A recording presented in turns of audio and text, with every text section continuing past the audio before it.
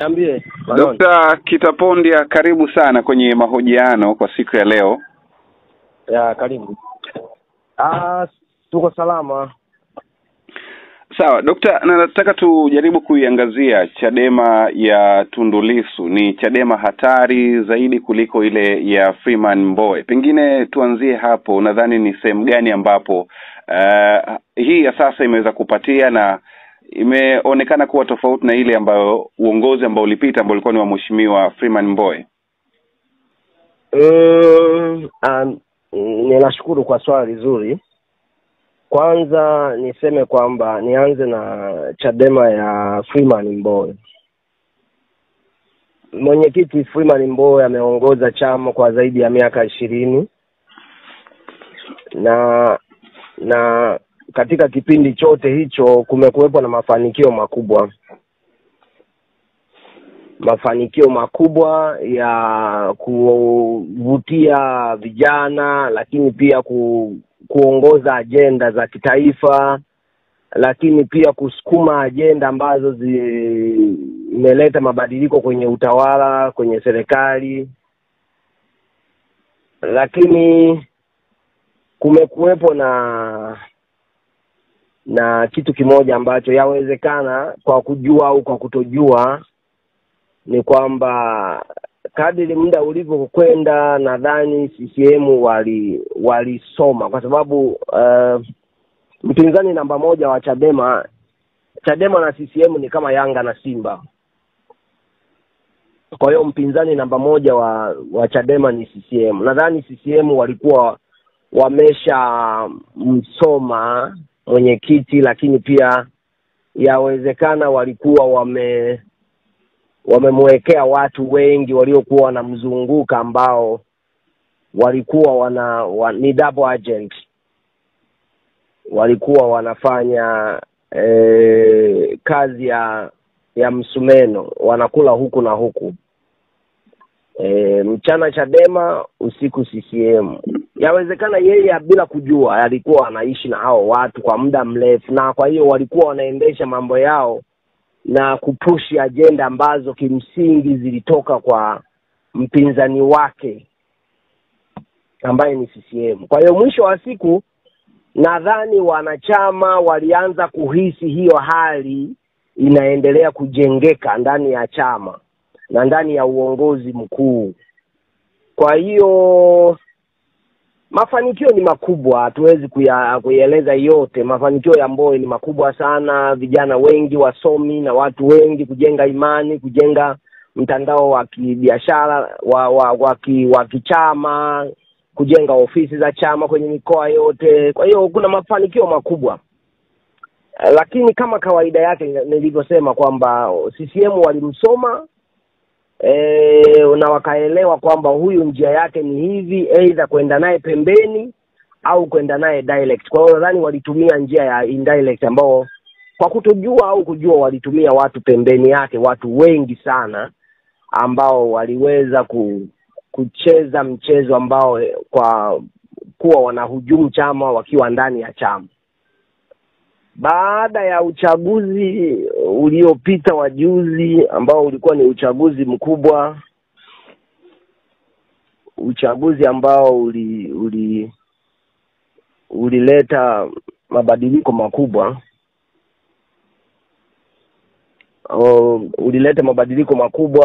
na ulikuwa wa ushindani mkubwa, lakini pia ulikuwa wa kidemokrasia. Ushindani huu ulizaa uchaguzi ambao ulikuwa uchaguzi ambao ni wa kihistoria katika nchi yetu na katika vyama vya siasa tangu vimeanza.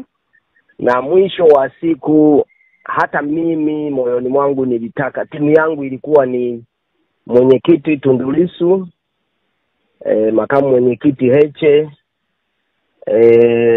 viongozi wengine kama wakina Gorugwa, wakina Rema walikuwa kwenye list ya viongozi ambao ni top list kwenye ile list kabla ya uchaguzi. Kwa hiyo yale matarajio ya kwangu yalitokea kama nilivyopanga safu yangu kabla ya uchaguzi.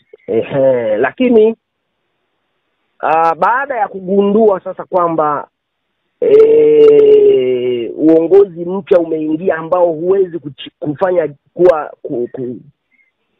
wale waliokuwa wanatumika hawawezi tena kutumika. Yaani milango imefungwa kwa wale waliokuwa wanatumika kama double agent. Okay. Sasa CCM waka step up zile attacks.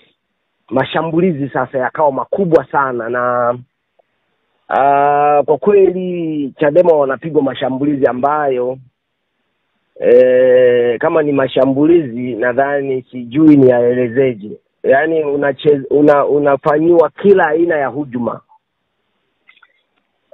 Kama unavyofahamu sasa hivi mwenyekiti wa Chadema Mheshimiwa Tundu Lissu yuko ndani kwa kesi ambazo kimsingi ni za kubumba, za kutengeneza, kwa sababu hakuna sababu ya sio muhaini wala hana sababu ya kuwa muhaini, na hakuna chochote, sio mwanajeshi, hashiki bunduki, amekamatwa akiwa hana hata kisu wala wembe.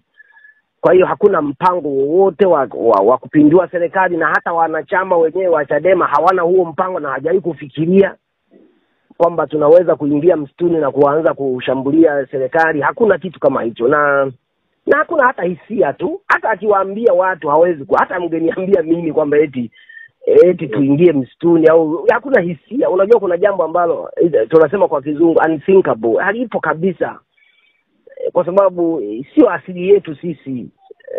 Nchi yetu ni ya kidemokrasia, na serikali za vyama vya siasa vitaingia au vitashika madaraka kupitia sanduku la kura basi.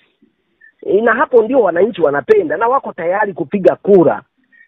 Kwa hiyo kitendo cha mwenyekiti kusimama na no reform no election, ambayo ndio kauli mbiu ambayo inaitwa driving force ya kutaka kuleta mabadiliko, na mabadiliko haya wala sio mabadiliko ambayo ni kwa ajili ya Chadema, ni mabadiliko ambayo unaweka uwanja wa mpira katikati. Yaani unaweka mpira katikati, refa anachezesha mpira kwa haki. Kama kuna VAR inasimama pale, umefunga, umefungwa, umefanya faulo, unapigiwa kipenga, kadi nyekundu, yaani kuwepo na mazingira hayo. Sasa kitu ambacho CCM kwa miaka 30 wamekuwa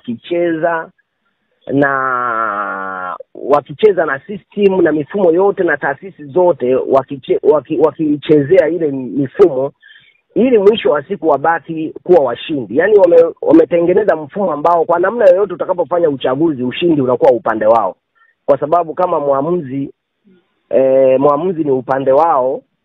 Yaani kwamba Yanga na Simba wanacheza alafu Ali Kamwe ni refa. Ndio umetengeneza huo mfumo. Yaani Ali Kamwe ni refa, alafu linesmen ni hao mashabiki wa Yanga wale wakufa na kuzikwa.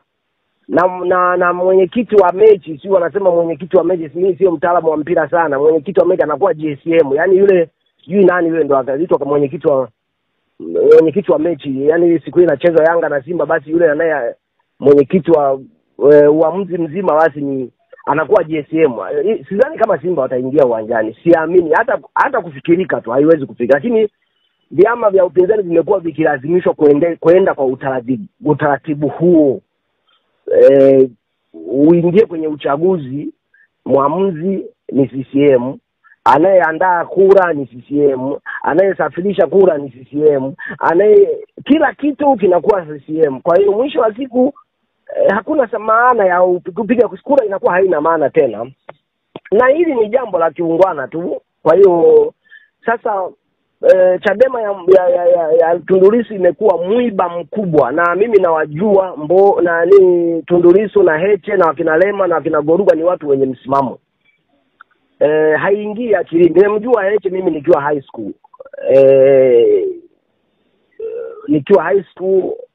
Heche alikuja shule kwetu na alikuwa anakuja kwa shughuli za kifamilia, alikuwa na mdogo wake, lakini Heche ni mtu mwenye msimamo kanisani wa imani yake, lakini pia msimamo katika maisha yake ya kawaida ya nyumbani, na msimamo wa kisiasa.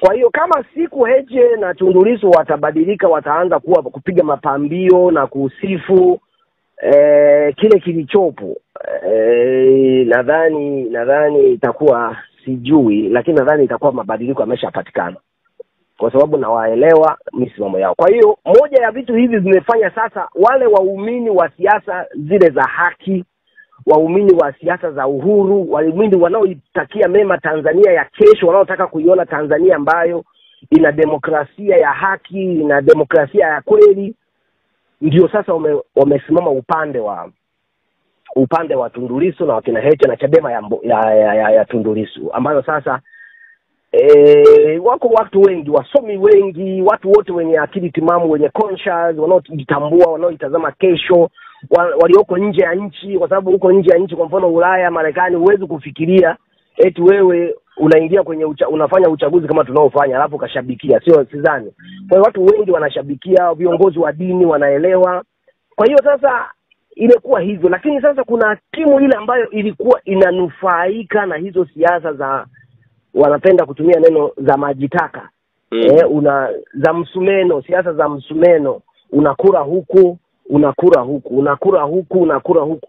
Ndio sasa wameona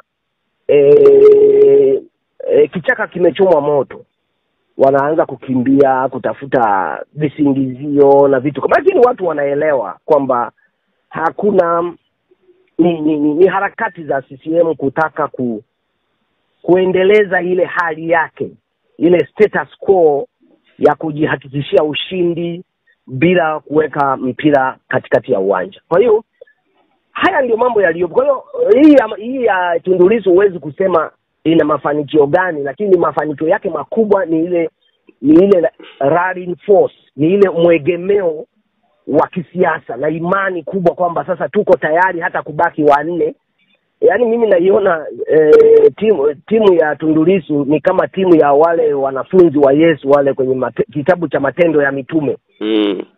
Walikuwa wachache, lakini walisimama pamoja na kupingwa, kusema nyie mnahubiri kwa jina la Yesu, msihubiri, msifanye hivi, lakini walisimama upande huo wakiamini kwamba hata tukiuawa, tukiteswa, tutaendelea upande huo kwa sababu tunaamini hii ndio kweli. Na hicho ndicho kilichozaliwa sasa. Na ninaamini kwamba hii ndio kodi kubwa ambayo watu wakiamini, wakisimamia mpaka mwisho, lazima CCM atarejea, kwa sababu hakuna namna nyingine.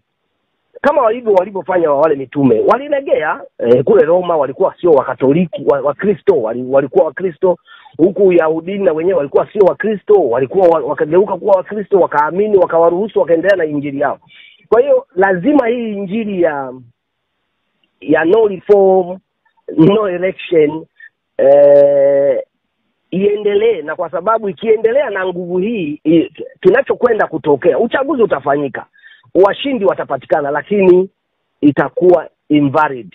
Yaani ushindi wao utakuwa invalidated domestically na internationally, kitaifa na yani utakwenda mbele za watu, utawaambia mimi ndio mbunge au mimi ndio diwani au mimi ndio rais, lakini hawakukuchagua. Kwa hiyo hata ile ladha ya ushindi ya uongozi wako unakuwa hauna maana.